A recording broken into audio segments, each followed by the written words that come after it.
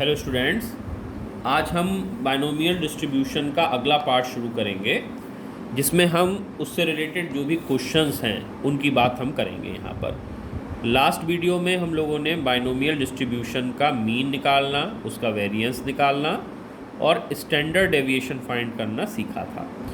आज हम binomial distribution से रिलेटेड जो भी क्वेश्चंस हैं उनकी बात करेंगे। जैसे फर्स्ट क्वेश्चन की अगर हम बात करें तो देखिए यहाँ पर मैंने लिखा हुआ है कि in a binomial distribution the mean and standard deviation are 12 and 2 respectively, find the value of n and p।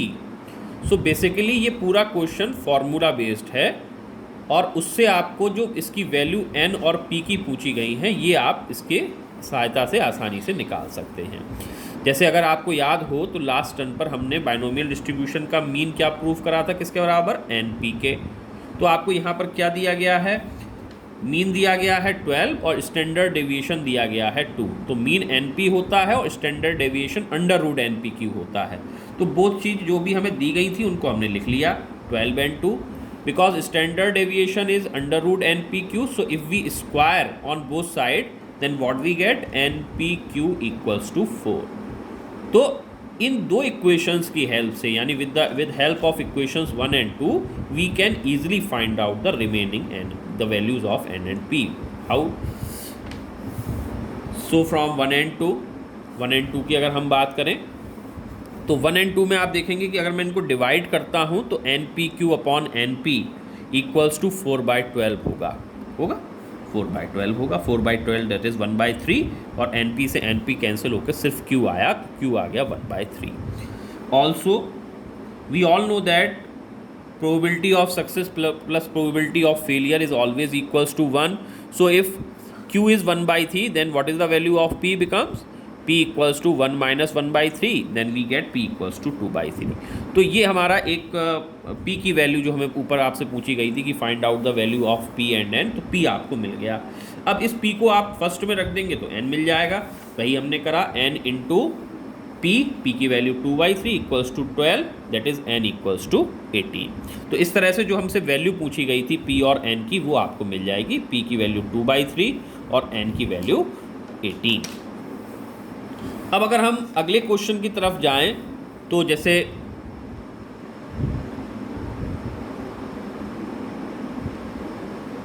Using the binomial distribution find the probability of rolling 6 at most 2 sides in 5 rolls of a dice. तो इसको कैसे करेंगे, बड़ा आसान है।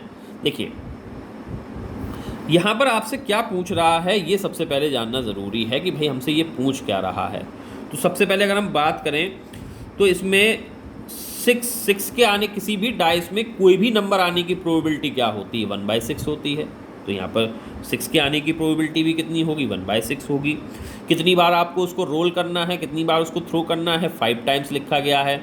तो total of n जो है मतलब कितनी बार उसका ट्रायल करना है, ये नंबर ऑफ ट्रायल्स हैं।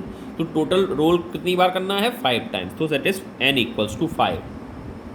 What is the probability of success, तो यहाँ पर सक्सेस किसके लिए, 6 का आना। तो 6 का आने के मतलब p equals to 1/6। Obviously q becomes 1 minus that value, so 5/6। We all know that in binomial distribution p is given by ncr p to the power r q to the power n minus r. This is the formula of binomial distribution. तो p at most 2 6s, at most rolling at most 2 6s। यहाँ पे मैं question को थोड़ा सही कर देता हूँ। बेसिकली ये है using the binomial distribution find the probability of rolling at most 2 6s, not sides, 2 6s। This is the question। 2 6s आने की प्रोबेबिलिटी एट मोस्ट, मतलब एट मोस्ट ज़्यादा से ज़्यादा 2 बार 6 आए, ज़्यादा से ज़्यादा। तो ज़्यादा से ज़्यादा 2 बार 6 आने का मतलब एक भी बार 6 ना आए, 1 बार 6 आए, 2 बार 6 आए, बस इससे ज़्यादा नहीं। तो आपको क्या प्रोबेबिलिटी निकालनी है, r less than equals to 2। तो P0 भी हो सकता है, P1 P2। तो इनका जो कंबाइंड वैल्यू है वो हमारा एटमोस्ट 2 6 के लिए रिजल्ट होगा। P0 plus P1 plus P2 अब P0 का मतलब जीरो सक्सेस मतलब ये R की जगह आप जीरो रख देंगे ऊपर वाले फॉर्मूले में।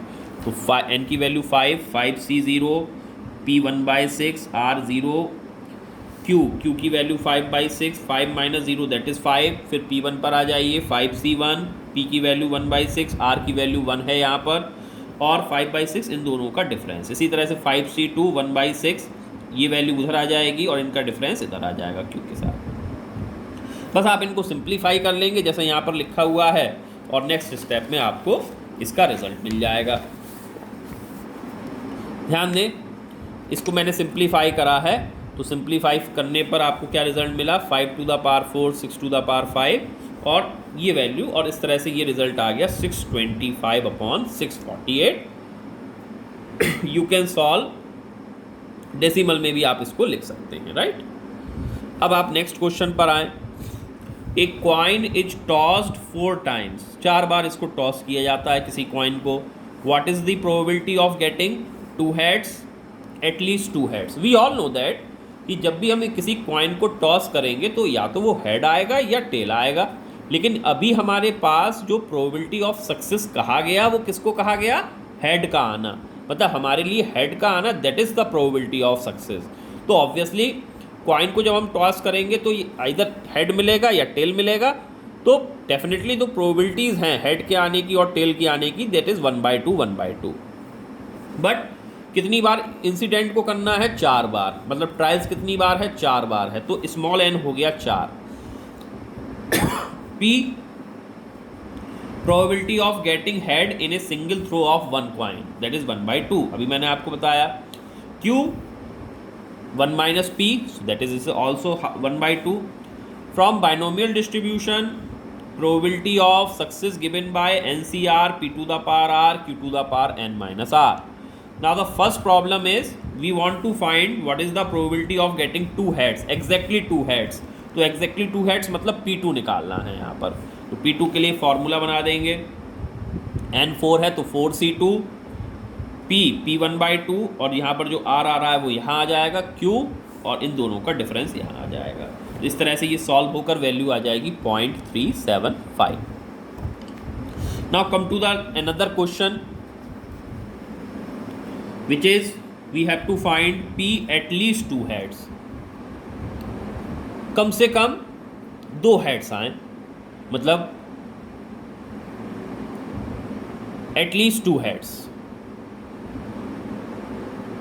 कम से कम 2 हेड्स आए। और ज़्यादा से ज़्यादा कितने आ सकते हैं, कितनी बार इंसिडेंट आप इसको कर रहे हैं, 4 बार, मतलब 4 बार भी आ सकते हैं। कम से कम 2 बार आए, ज़्यादा से ज़्यादा 4 बार आए, ये क्वेश्चन हमसे पूछा गया। तो P आपको निकालना है R greater than equals to 2, which is equals to P2 + P3 + P4। P5 हो सकता है, नहीं, क्यों नहीं हो सकता, क्योंकि हम 4 बार ही तो कॉइन को टॉस कर रहे हैं, इसलिए P5 नहीं हो सकता। P2 + P3 + P4।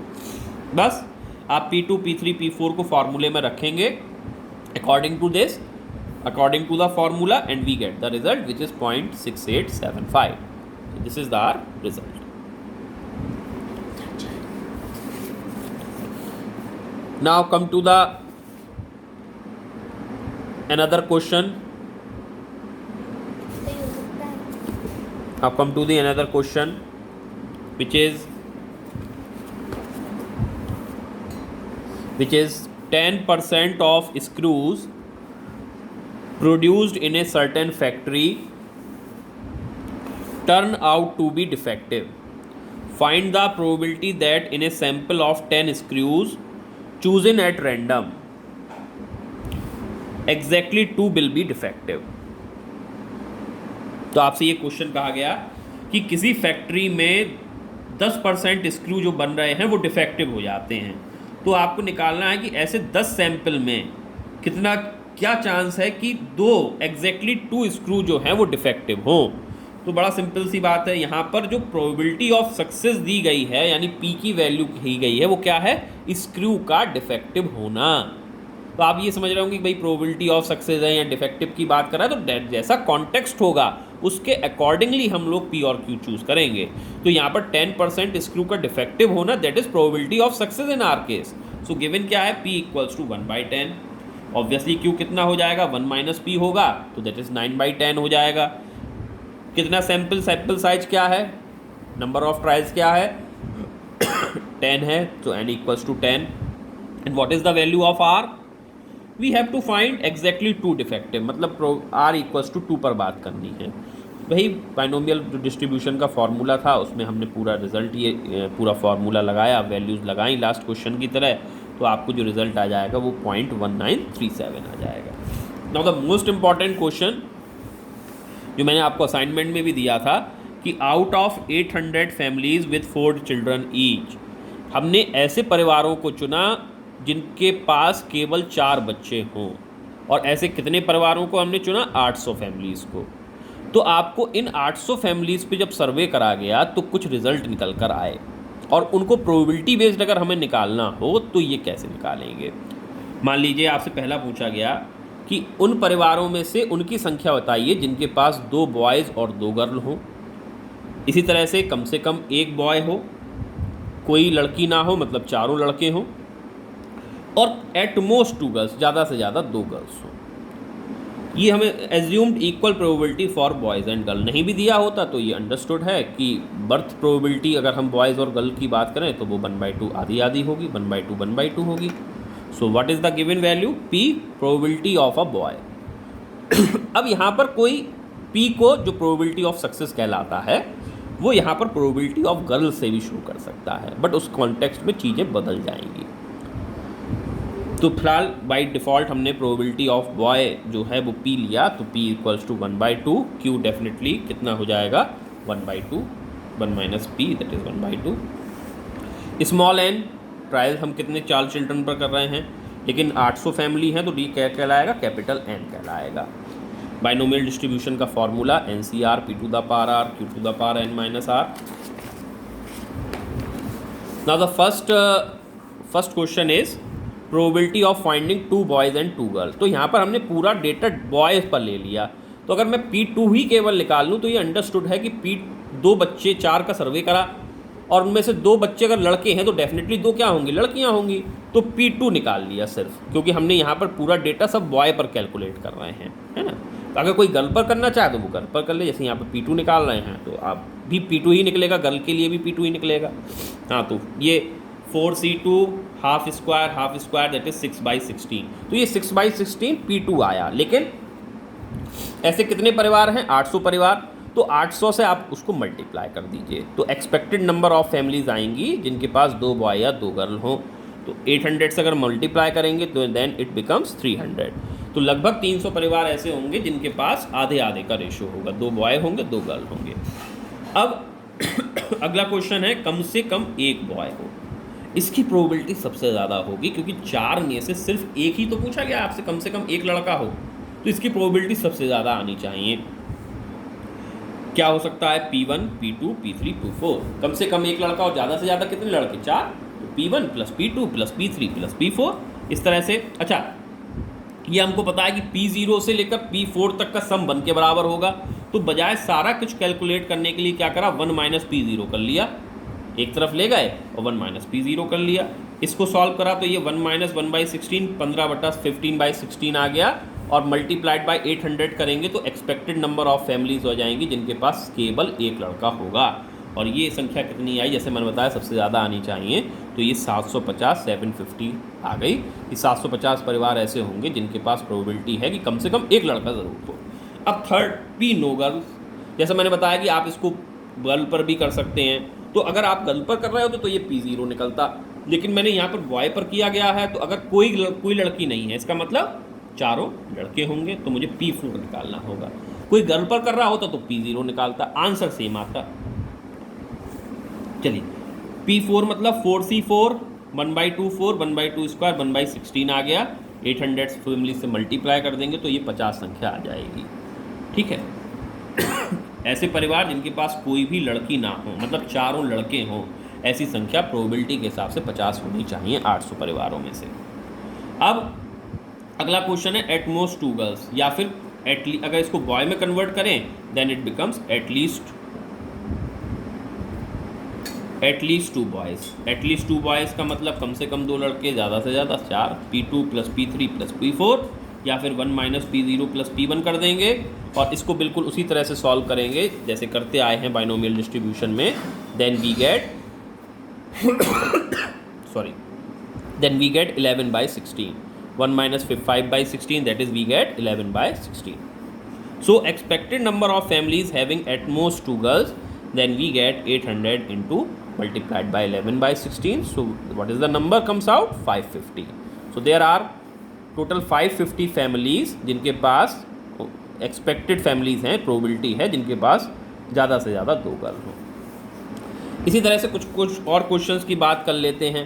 जैसे मान लीजिए आपके पास ये क्वेश्चन है लाइक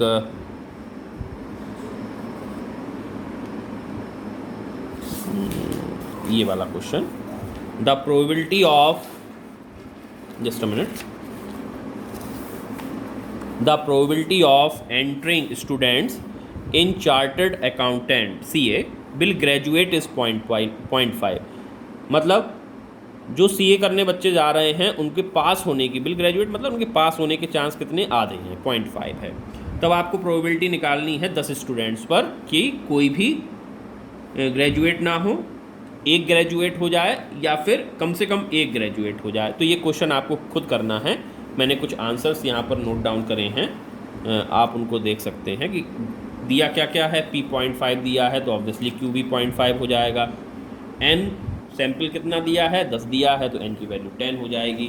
तो कोई भी नहीं है, मतलब P0 निकालना है जो इतना आएगा 1/2 to the power 10। P1 निकालना है, ये आ जाएगा 10/2 to the power 10। और एटलीस्ट वन ग्रेजुएट में ध्यान रखिएगा कम से कम एक और ज़्यादा से ज़्यादा 10। मतलब आपको निकालना है यहाँ पर, देखिए P1 प्लस P2 और कहाँ तक, P10 तक। इसको निकाल, ये बड़ा लंबा एक्सप्रेशन हो जाएगा तो इसलिए हम 1 माइनस P0 निकाल लेंगे। और P0 भी आपने ऊपर लिखा हुआ है, 1/2 10 आ रहा है, 2 to the power 10 आ रहा है, तो ये आंसर आ जाएगा 0.99। ठीक है, अब आते हैं नेक्स्ट क्वेश्चन पर।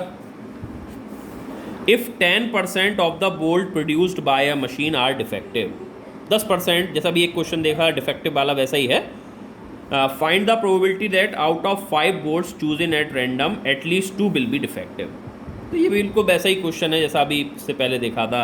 P 1/10 है, Q 9/10 हो जाएगा, सैम्पल साइज 5 का है, कम से कम 2 बोल्ट्स के डिफेक्टिव होने की बात की गई है। तो ये आप निकालेंगे तो आंसर आपको 0.0814 मिल जाएगा। Now this is another question which is जो इससे पहले वाले क्वेश्चन से थोड़ा सा डिफरेंट है। इसमें आपको एक डेटा दिया गया है और उस डेटा के हिसाब से आपको ये कैलकुलेशन करा गया है। जैसे मान लीजिए जैसे अभी हम लोगों ने जो 800 फैमिलीज़ वाला क्वेश्चन करा था वैसा ही कुछ है ये, बस यहाँ पर क्या दिया गया है कि 5, जैसे 0 1 2 3 4 5, ये क्या है, ये मान लीजिए वही है कि 5 बच्चे हैं आपके पास और ये उनके बॉयज़ होने की प्रोबेबिलिटी है। अगर आप इन F को सम करेंगे तो 100 आएगा, 100 आएगा। तो 100 फैमिलीज़ हैं, उनका एक डाटा है और आपसे ये कहा गया कि इनकी संख्या के आधार पर आपका कुछ डिस्ट्रीब्यूशन इस तरह से करा गया कि 0 कोई भी बॉय नहीं है, ऐसे कितने परिवार हैं, 2, 1 बॉय है 14, 5 बॉय हैं, ऐसे 8 परिवार हैं। तब आपको ये एक्चुअल फिगर है और आपको बताना है कि अगर हम प्रोबेबिलिटी रिलेटेड फिगर निकालें तो वो कितनी आएगी और हमारा एक्चुअल डेटा से कितना डिफर कर रही होगी। अब यहाँ पर अगर आपसे पूछा जाए n कितना है तो जनरली आप करेंगे काउंट 1 2 3 4 5 6 और लिख देंगे 6 नहीं होगा। कितना होगा, 5 होगा, क्योंकि यहाँ पर जो नंबर आ रहा है last, that is the trial, that is the last value. अभी लिखते थे ना कि 4 परिवारों में से 4 बच्चों में से 4 बॉय हो तो हो सकता है 0 बॉय हो, तो 0 से शुरुआत हुई, तो उसका मतलब ये नहीं कि वो 5 हो जाएगा। तो इसी तरह से यहाँ पर भी ये 6 ना होगा, कितना होगा, 5 होगा। n की वैल्यू कितनी, 5, कैपिटल N, इन सब का सम दैट इज़ 100। अब मीन निकालने का जो बेसिक रिजल्ट आप लोगों ने 10th में पढ़ा होगा कि summation fx upon summation f या n, वो हमने अप्लाई करा। तो मीन का फॉर्मूला अभी आपने देखा था NP होता है इससे पहले, तो NP इक्वल्स टू 2.84, तो P आ गया 0.568। अब ये 0.568 आने का मतलब Q आपको मिल जाएगा इन दोनों का डिफरेंस। ये Q की वैल्यू 1/p, तो Q आ गया आपके पास 1 minus 0.568, that is 0.432. So expected या theoretical frequency, this data is not actual but is expected probability based frequency which is given by capital N NCR P to the power R Q to the power N minus R. ये आप पूरा formula इसमें लिख देंगे.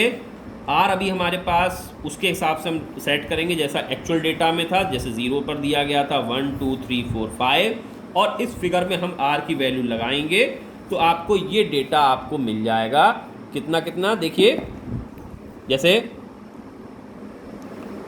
ये आया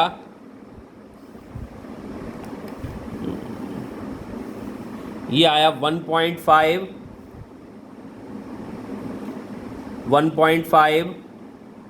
9.89 26 34.2 22.48 5.9. तो ये डेटा आपके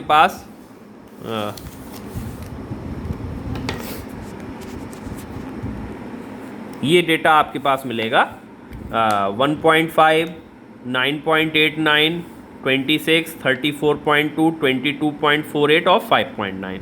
अब आपको ये देखना है कि एक्चुअल डेटा से ये डेटा कितना मैच कर रहा है, कंपेयर करना है सिर्फ. तो जैसे 2 था पहले, ये आपको 2 दिया था, 2 की जगह 1.5 आ गया, और लास्ट डेटा देखिए 5.9 था तो वो 8 आ रहा. तो थोड़ा देखिए एक्चुअल डेटा से प्रोबेबिलिटी डेटा मैच बिल्कुल तो नहीं करेगा, बट कुछ ना कुछ जो डेटा आपके पास नहीं है बट प्रोबेबिलिटी डेटा से वो डेटा आप लोग निकाल सकते हैं. तो this is the application of that part, right. तो नेक्स्ट क्वेश्चन में नेक्स्ट वीडियो में हम पॉइजन डिस्ट्रीब्यूशन की बात करेंगे कि पॉइजन डिस्ट्रीब्यूशन का मीन वेरिएंस और स्टैंडर्ड डेविएशन कैसे निकाला जा सकता है, उसकी बात हम लोग नेक्स्ट वीडियो में करेंगे. तो इन क्वेश्चंस को आप और अच्छी तरह से प्रैक्टिस कर लीजिएगा. कल हम लोग पॉइजन डिस्ट्रीब्यूशन की बात करेंगे, ठीक है.